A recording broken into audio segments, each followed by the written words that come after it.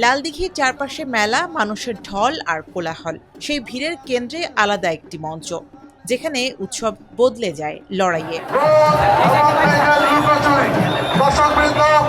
খেলা শুরুর আগেই মাঠ ও আশপাশ এলাকায় হাজারো দর্শক। প্রতিটি লড়াই ঘিরে তুমুল উত্তেজনা, করতালি আর উচ্ছ্বাস।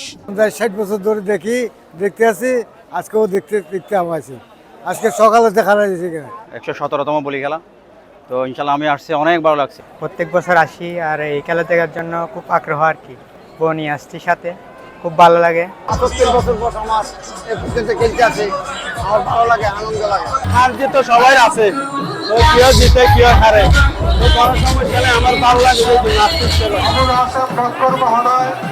উপস্থিত আছেন 117তম আসরে শ্রেষ্ঠত্বের মুকুট অর্জনে লড়াই শুরু করেন 108 জন বলি। রুদ্ধশ্বাস কয়েকটি ধাপ পেরিয়ে গতবারের মতোই ফাইনালে মুখোমুখি রাশেদ বলি ও বাঘা শরীফ।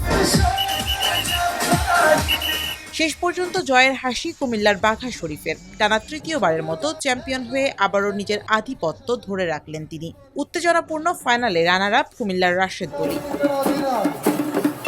1909 সালে ব্রিটিশ বিরোধী আন্দোলনে এই অঞ্চলের যুবকদের সংগঠিত করতে লালদিঘি মাঠে কুস্তি খেলার প্রচলন করেছিলেন স্থানীয় বদরপতি এলাকার আব্দুল জব্বার সওদাগর। সেই কুস্তি কালক্রমে পরিচিত হয়ে উঠেছে বলি খেলা নামে। প্রতি বছর 12ই বৈশাখ লালদিঘি মাঠে অনুষ্ঠিত হয় এই প্রতিযোগিতা।